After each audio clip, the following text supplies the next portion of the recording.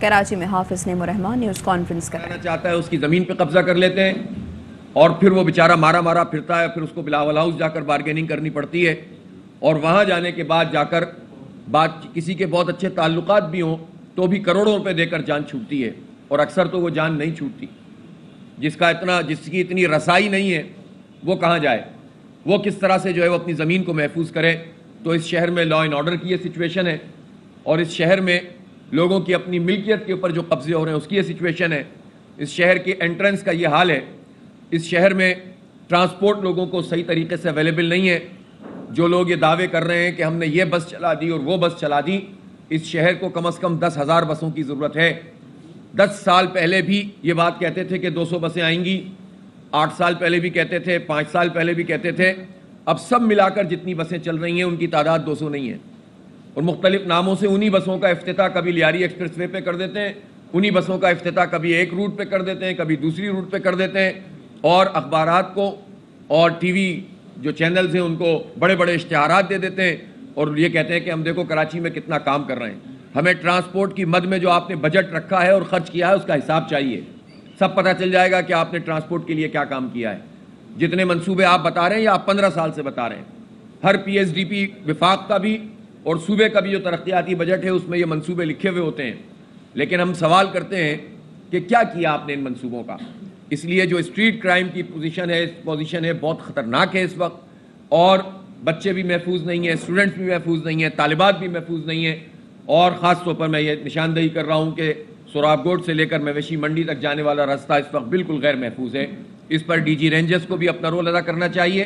اور اس میں آئی G police سے بھی میں ایک مطالبہ کرتا ہوں کہ وہ فوری طور پر تحفظ فراہم کریں، اور حکومت کی یہ ذمہ داری ہے کہ وہاں ڈپلائمنٹ کریں اور لوگوں کو محفوظ کیا جائے۔ دوسری بات یہ ہے کہ آج سپریم کورٹ آف پاکستان میں ہماری جو کل پٹیشن لگی تھی، سماعت ہوئی تھی، اس میں آج دلائل ہمارے وکلاء نے، ہمارے جناب سید رشید رضوی صاحب معروف وکیل ہیں، انہوں نے دلائل دیے، لیکن سپریم کورٹ آف پاکستان میں جو بینچ تھا اس نے یہ بات کہی کہ چونکہ 8 سال پہلے آپ نے اس پٹیشن کو فائل کیا تھا اور اب حالات بہت بدل گئے، تو آپ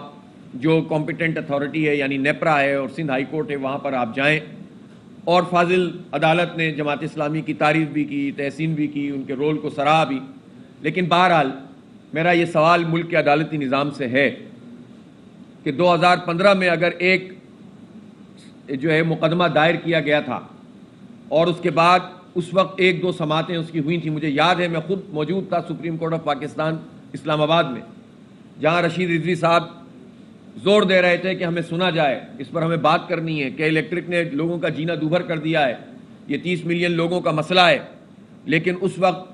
جو کہ الیکٹرک کے وکیل تھے ان کے کہنے پر اس کو ایڈجرن کر دیا گیا تھا۔ وہ ایڈجرنمنٹ آج سے 7-8 سال پہلے کی، اب جا کر اس فائل کو نکالا گیا اور سماعت کی گئی، لیکن بہت ہی ہمارے لیے یہ پریشانی کا باعث بات ہے کہ آج بھی سماعت پراپر طریقے سے نہیں ہوئی، اور اپنا جو ذہن بنا ہوا تھا ہمارے فاضل نے کہا کہ اس کو دوسری جگہوں پر لے کر جائیں۔ میں ان کے کمنٹس کا احترام کرتا ہوں، انہوں نے جماعت اسلامی کے حق میں کیونکہ پٹیشن ہماری تھی کلمہ خیر کہا، اچھی بات ہے، لیکن کلمہ خیر سے کراچی کے عوام کا مسئلہ حل نہیں ہوا۔ آپ ہماری تعریف کریں اور جو کراچی کے لوگوں کا جو مسئلہ ہے اس کو اٹینڈ نہ کریں تو ہمیں تکلیف ہوتی ہے، ہمیں نہیں، کراچی کے لوگ تکلیف میں ہیں۔ میں چیف جسٹس آف پاکستان سے یہ درخواست کرتا ہوں کہ ٹھیک ہے آپ نے قانونی طریقے سے ہمیں کہہ دیا کہ آپ جائیں ہائی کورٹ جائیں، نیپرا، وہاں تو ہم آلریڈی موجود ہیں، وہاں تو ہم ساری کی ساری اپنی پٹیشنز فائل کرتے ہیں، اپنی جتنی بھی ہماری جو تحفظات ہیں، جو ریزرویشنز ہیں اور جو ہماری فائنڈنگز ہیں، جو فیکٹس ہیں، وہ ان کی کمیٹیوں کے سپرد بھی کرتے ہیں، اس کا ایک پلندہ ہے ہمارے پاس، اور ہائی کورٹ میں بھی ہماری پٹیشنز موجود ہیں، تو وہاں تو ہم موجود ہیں already. Supreme court of Pakistan میں تو جو کراچی کے حوالے سے کیس چلتا رہا، اس میں جو اس وقت کے چیف جسٹس تھے وہ یہ کمنٹس کرتے رہے کہ الیکٹرک نے جینا دوبھر کیا ہوا ہے، کروڑوں لوگوں کو بے آرام کیا ہوا ہے، لوڈ شیڈنگ کا عذاب مسلط کیا ہوا ہے، اور ان کا لائسنس کیوں نہ کینسل کر دیا جائے۔ یہ سارے سماعتیں اگر فاضل عدالت اثر نو کبھی اس کا مطالعہ کریں تو ان کو اندازہ ہوگا کہ یہ کتنا حساس مسئلہ ہے اور اس کے اوپر کراچی کے لوگ کتنے پریشان ہیں۔ تو اس لیے میں یہ سمجھتا ہوں کہ اس سماعت کو اگر انہوں نے ختم کر کے ہائی کورٹ جانے اور نیپرا جانے کی بات بھی کی ہے تو از خود بھی چیف جسٹس صاحب اس بات کو دیکھیں کہ یہ مفاد عامہ کا مسئلہ ہے.